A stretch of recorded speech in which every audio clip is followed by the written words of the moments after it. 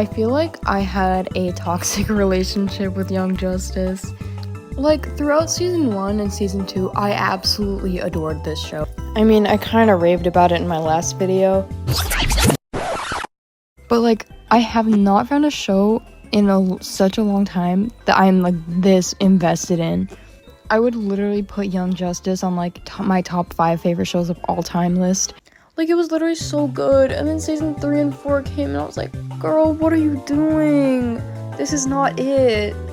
Okay, so, like, I'm gonna try to be somewhat organized and explain in, like, kind of categories why I hate season 3 and season 4.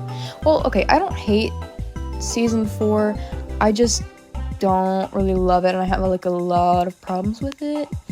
But yeah, so I guess the first place to start, like, let's just, like, rip off the band-aid. I'm gonna tell you the worst reason, like, the biggest reason why I hated season 3 so much is because of the new characters. I hate Violet, I hate Brion, I hate Forager. I'm sorry. But, like, it's not even just that these 3 characters are so, like, insufferable, but it's also that, like, in season 2, we already got introduced to a bunch of new characters. We got Cassie, Tim, Bart, which, like, those 3 were in, like, the Young Justice comics. And then we also got Garfield and Jaime, and that's, like, a really good lineup. Like, I was genuinely really interested to see, like, more of these 5. Like, I was really invested in their stories, and Jaime got, like, a lot of good screen time, I think, like, and as did Garfield and Bart, I feel like, but Tim and Cassie didn't really get much. And I know. Nobody cares about Tim Drake. Well, guess what? I cares about Tim Drake. I love Tim Drake. If there are no Tim Drake fans left in the world, then it means I'm dead. I care about Tim Drake, and he deserves so much more than what he got in this show. He did, like, literally nothing of significance that I can remember, which is honestly really sad, especially considering that he has such a prominent part in the Young Justice comics. Like, the disrespect is crazy. The way bro always gets disrespected is crazy. Like, DC itself hates this poor boy. And, like, it's basically the same thing with Cassie. Like, she barely did anything of significance. There was only, like, one episode I really remember her, like, doing anything at all. And she was also a prominent part of the Young Justice comics. And then they brought her to the show, and it's like, wow, she gets to do nothing. And it just really bugs me, because even though I didn't see, like, much of her character, I really liked her. And I love her I love her design. She's just so cute. Cassie and Tim were pretty much done the worst out of the 5 new characters. And, like, on the topic of them, like, their relationship was so underdeveloped. Like, I am definitely expecting way too much for a show that's, like, primarily not about romance. It's, like, a show about superheroes, whatever. But I can't. The romance in this show is, like, so bad. Like, not even just them. In general, it's really bad. Like, all of these relationships just feel so undercooked. Like, there was barely any development. The only ones I feel like had really, like, anything were, like, Artemis and Wally, and then Connor and McGann. Like, it wasn't the best, but they had some, like, sort of development, you know? Every other relationship just felt so random. Anyways, I kind of got off topic there, so back to what I was originally trying to say, that, like, there was a bunch of new characters that I wish I saw more of. Like, I was so invested in their story. I thought this was gonna be about them now. But then season 3 comes, and we get these 3. We get Violet, Brion, and Forager. And all the new characters from season 2 barely get any screen time. Well, except Beast Boy, he gets a lot of screen time. And now you're probably wondering why I called him insufferable earlier. It's not just because I was upset that they got a lot of screen time, and I mean a lot. Like, they got a lot more screen time than any of the 5 new characters from season 2 did in season 2. Like, they literally took over the show. It was like all about them for so many episodes, and I was getting really sick and tired of it because I felt like we barely saw any of the original cast. Like, I mean, okay, fine, we saw them a lot, but like, I just feel like it was so much about these three that it was getting seriously annoying. Now, I'm going to tell you why I don't like each of them. So let's start with Violet. I actually did like her at first. I really wanted to like her. I mean, okay, I'm trying not to get like actually serious about this because like that's not really my style. But like, I mean, as a Muslim girl, it was kind of nice to see a character in a hijab, but like it's kind of not really representation because she's not really Muslim, because the whole thing about like she's actually like a mother box that like took over this dead girl's body kind of sort of thing. It's like, it's really strange. It's really confusing. I don't really like that they did that. Like, I kind of would have preferred if she wasn't a hijab wearing girl, because it is like kind of weird considering certain things that she does in the show. Which, like, yes, technically for her, it's like whatever, because she's not technically Muslim, because she's not technically Gabrielle, she's Violet now, but still, I don't like it. I just feel like it's really unnecessary. And pushing that aside, she just, like, at one point got seriously annoying and just kept making all the dumbest decisions. Things such as texting Brion again after what he did, and then underage drinking. Just, please, no. Now on to Brion. I hated this annoying whiny little brat from the start. Like, he was so annoying. Bro literally acts like a big man baby all the time. He's always like whining and complaining about something. Just shut up. And then he ends up betraying everyone in the end, and like, I totally saw that coming, and I hated him from the start. This annoying bug guy drove me insane. He talks in the third person constantly. Like, I hate that so much. Please do not write characters who only talk in the third person. It's not cute, it's not funny, it's annoying. Other than that, he's just a nothing character. Like, I don't know why he was here, and I don't know why he had so much screen time. Now, moving on from those three characters who I never want to talk about again, let's talk about another character who had way too much screen time. Vandal Savage. First off, Vandal Savage? What kind of name is that? He sounds like he took it out of the lyrics of a Blackpink song. But no, yeah, we just kept getting like these random info dumps about his backstory. Like, okay, I get it. He's very old.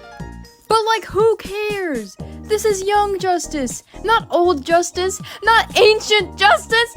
I don't care about this man. Speaking of old Justice, is that why we haven't seen much of like the main 5, 6-ish, if you count Zatanna, like in season 3 and season 4? Is it because they're like old Justice now? Dang, you hit 20 and suddenly you're too old to be cool. No, but seriously, I wish these guys got more screen time. And I wish they didn't kill off Wally. That was so unnecessary. I know that the rest of the show would have been so much better if he was still there. I need to go drown myself in fanfiction. And speaking of fanfiction, no, I'm not going to promote my AO3 account. I'm going to talk about the Bat Family. How'd I get to talking about the Bat Family? Well, because that's all I've been reading on AO3 lately. But no, like, can we talk about how Young Justice is the only animated Batman thingy where like the whole family is there, bro? Like, we had Dick, we had Jason, we had Tim, we had Barbara, we had Cass, we actually had Cassandra in an animated DC show. I love her so much, my baby. We even had Stephanie, and we had a baby Damien. Look at him, he's so cute. The only one we're missing is Duke, which I guess in this case kind of makes sense because it seems like he got adopted like a lot later on, like when Damien is already like not a baby anymore. But no, yeah, like almost everyone is here, and you'd think, that's wonderful, isn't it? That's so great. Well, guess what? I'm still angry. And it's because Jason Todd. Okay, it's not because of Jason. It's more like it's about Jason.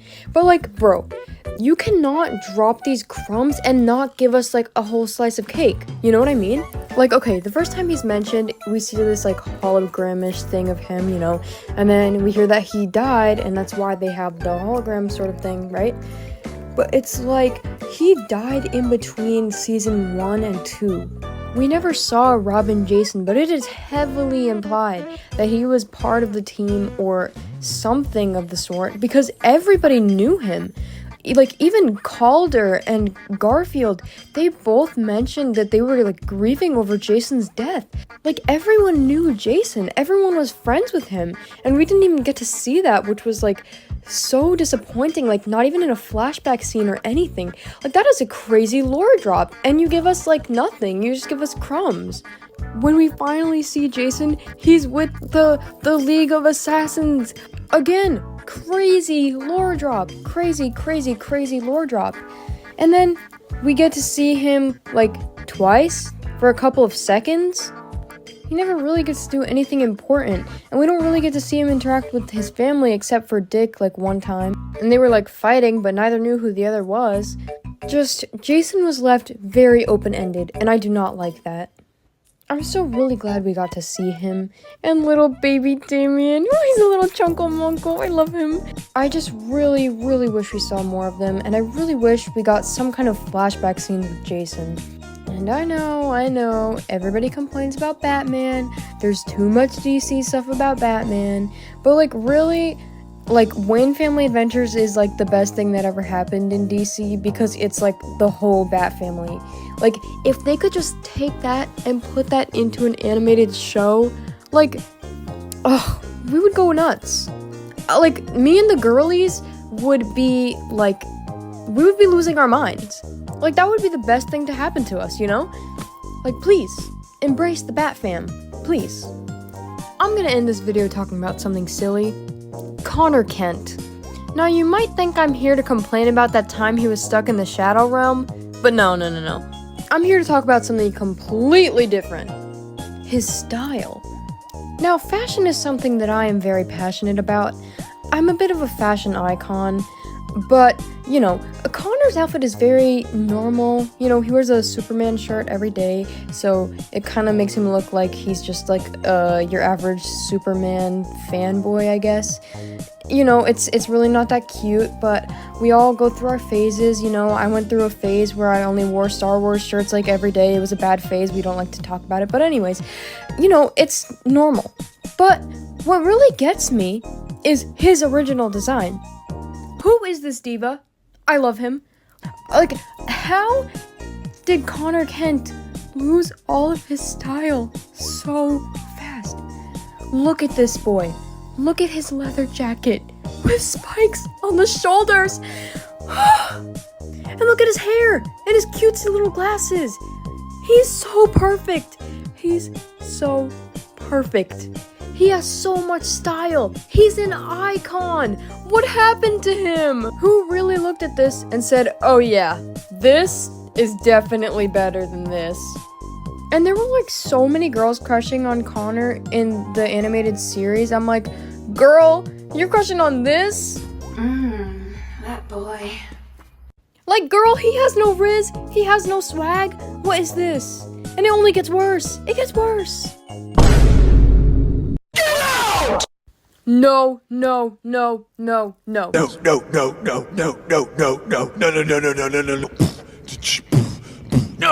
This haircut is disgusting. No. His mid-looking hair was the only thing saving him, and now that's gone. I could literally go on about this for like 5 hours, so I'm just gonna stop right here. It's too much. Thank you for listening to me yap, and I'll see you in probably part 2.